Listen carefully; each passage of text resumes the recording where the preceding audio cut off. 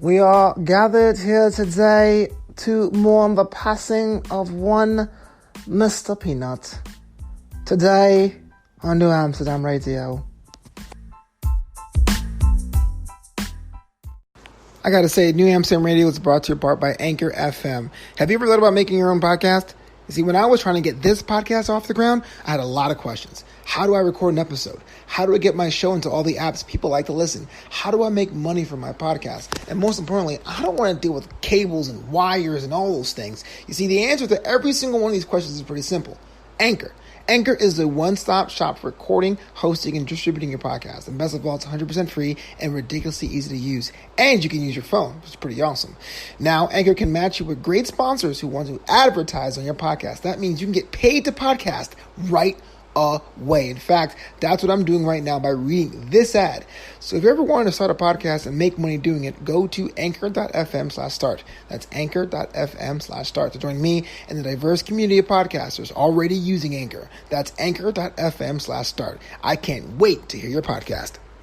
How is everyone doing out there on the internet land? My name is Flobo Boys, and you are listening to Knew Amsterdam Radio, the show for creatives, where we take what's going on in the world around us and we try to extract that to our creative projects. NewAmsterdam.com is the website for the podcast. And of course, if you guys want to follow me personally, flobito.com. That's FLOBITO.com. That's the website where I'm usually hanging out with. Just transferred over my domain. My old host was holding me up for them fees, bruh. I just moved it over. There was a bit of a hiccup there, but it's all settled now. And I'm on Twitter also at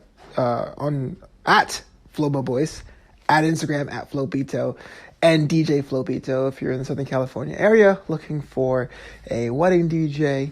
I'm all over the place, but it's not about me personally. This is Knew Amsterdam Radio. We're talking about things that are going on in our world. I want to know how everyone's doing. I know it's January. A lot of times we come in hot with some ideas, what we want to do this year, what we're going to do this year. And January really is the test. Not so much that if you don't do anything, it's over. But really, you get to take stock in how committed you were to your goals in the first 3 or 4 weeks of the year. Because sometimes we give ourselves these lofty expectations. I'll give you one of mine. I am a novelist, but I haven't written a novel in about 8 years, right? So I wrote 2 novels and a bunch of short stories. I told myself, this is the year. I'm going to do at least a draft of a novel so I can actually have it ready for printing by this time next year. And I can tell you, I've done absolutely nothing until yesterday. Yesterday I was like, bro, stopping myself.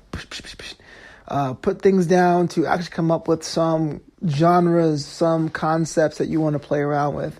And I basically forced myself to do that, just to say, hey, look, get the ball moving. Because as long as you keep things in your head, as long as you're like, I want to do that, or I'll start tomorrow, it never happens. Meanwhile, a small goal, resolution, I had was I was going to eat more fish in my diet, right? It's a personal thing, not a creative thing. I want to eat more fish in my diet. And so I made the concerted efforts of saying, eat more fish in my diet, which has a high rate of failure. I said, every week I'm going to have at least one fish dish. And once you do that, it becomes a checklist thing at first, but over time it becomes a whole lifestyle change, right? So there's definitely a bunch of goals, big and small, we kind of give ourselves. And I think the month of January is the crucible to really see how you are on the path to upholding that or not. So give yourselves a round of applause for that. Today's top story, we're talking about peanuts. In fact, thankfully, I don't have a peanut allergy, but I know that's one allergy that affects a lot of people.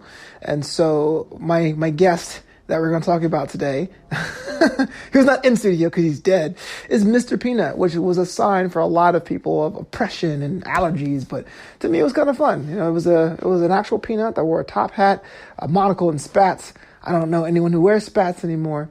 Coming out today, it turns out, for a Super Bowl advertisement. It's featuring Wesley Snipes. All right. Mr. Peanut gave the ultimate sacrifice and somehow passed away because cartoon peanuts can die, as I didn't know that was possible. And if you look on Twitter, it's definitely draped in black. The planter's Twitter handle is, and there's like the whole epitaph, like the year he was born, dash the year he died, and everyone's pouring one out for good old Mr. Peanut. Now, this reminds me very similar to an advertising play or a marketing thing or publicity stunt, depending on your background and culture, that IHOP did, the International House of Pancakes did a couple years ago. They were changing their name to IHOB, IHOB, and asked people to guess for weeks what the B stood for. And obviously, if you were pancakes, you would say, oh, they're probably branching out and call themselves breakfast. But no, they were the International House of Burgers, and they were going to change their name to really put their burgers on display. It turns out it was temporary. There's still IHOP, but for a couple weeks, it was kind of fun to think about a restaurant changing its name to focus on lunch, which is something I never get at IHOP. I don't care what time I walk in there. I'm getting some eggs, you know what I'm saying?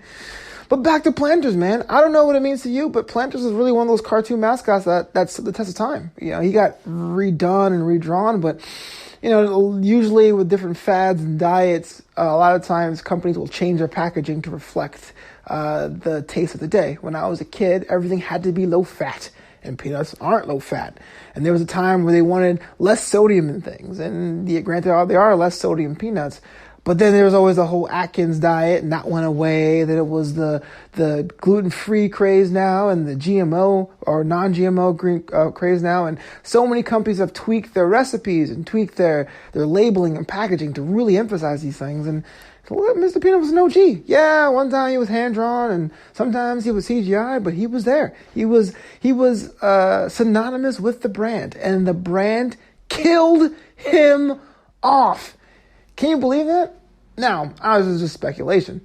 I feel like this is temporary, and he'll come back soon in some form, because frankly, peanuts never die. But imagine if it wasn't. Imagine if it really was a company deciding we're moving on a different direction. He did a good thing.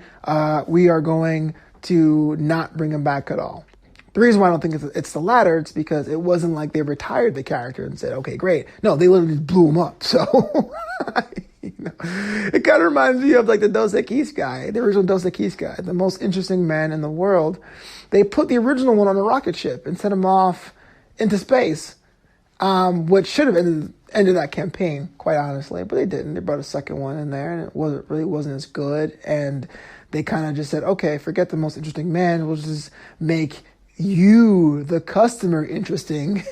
and the new tagline was keep it interessante. So they were telling you to say lies and stuff, or false truths, or boasting about yourself, which I guess is a nice progression or evolution, but you see how things are just quietly going away. But no, this was a stunt to kill off Planters Peanuts. And it's definitely something that we'll talk about after the break, about how it's very easy for customers to take you and your brand for granted.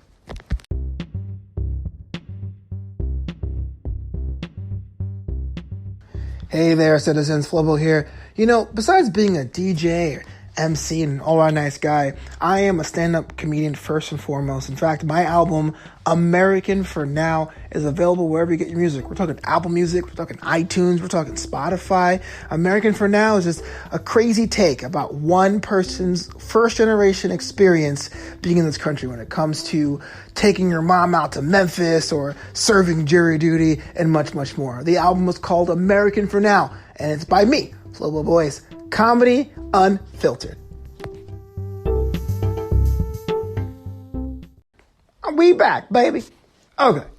So, imagine, if you will, you're somebody that's been grinding and creating and building on your brand, on your project, on your craft for a long, long time. In fact, you're the ones that got away from the basic things of getting people to try your product. You have customers and clients and repeat customers and clients, and you're just that good. You worked hard to build your brand. You took the advice of tweaking your brand to keep it fresh. But can I say something?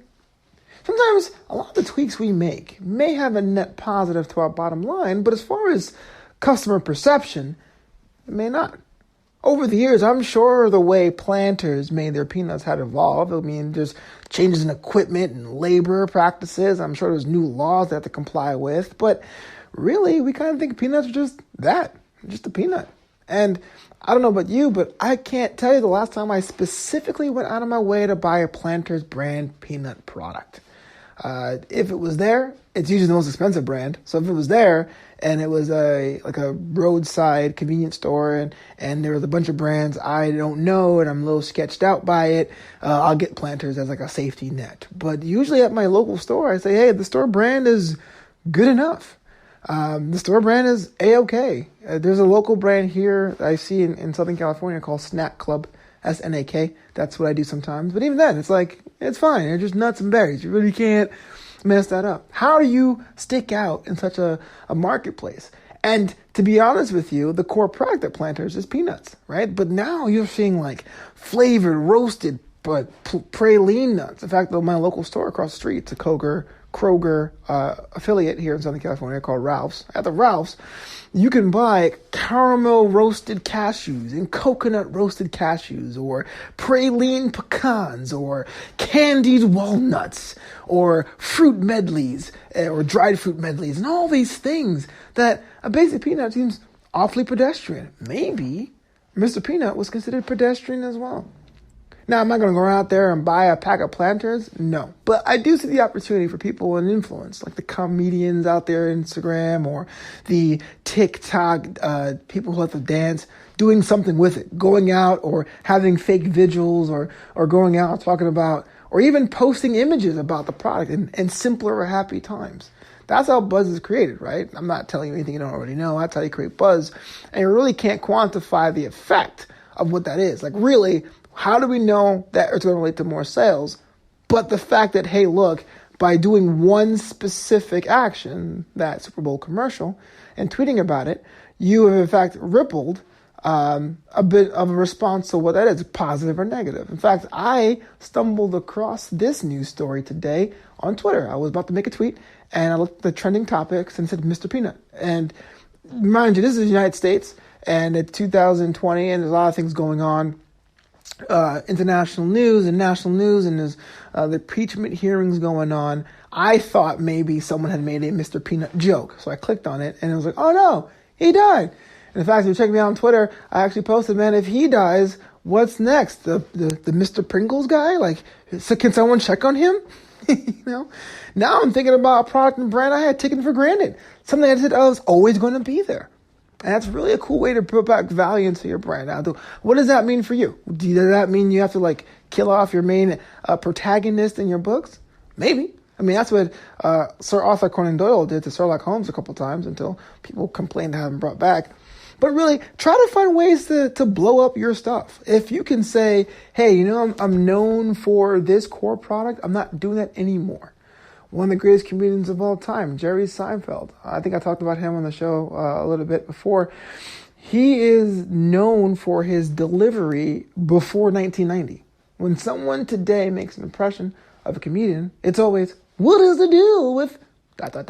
In fact, Seinfeld killed that entire delivery from his repertoire. He doesn't even touch it, but it's still noted for him. So you go see a Seinfeld show now, he has all these modern jokes, but you really go back to simpler times. And it's kind of like, which era do you like? Now, if Mr. Peanut was dead and he's not coming back again, you can say, when I was your age, there was a cartoon Peanut that wore a top hat, and we all were about it. Same with your work, right? You can decide, hey, look, I'm going to make an event around a change in the era of my work. This is the inciting moment.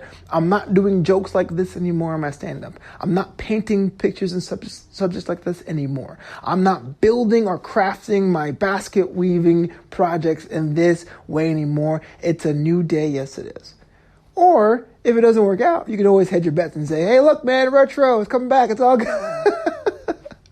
There's no exact science to this. I just thought it was interesting. But definitely look at your work sometimes as eras. You can sit there and say, no, I'm making a different direction, a conscious effort, and see if that risk pays off. And who knows? Maybe someone will be talking about it. Maybe we'll be standing here or sitting here on a future episode of Knew Amsterdam Radio, and I'm talking about your project and how you decided to kill off your own Mr. Peanut.